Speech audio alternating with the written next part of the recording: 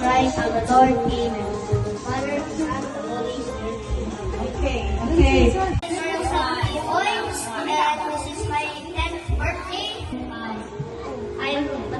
And the reason why I'm doing this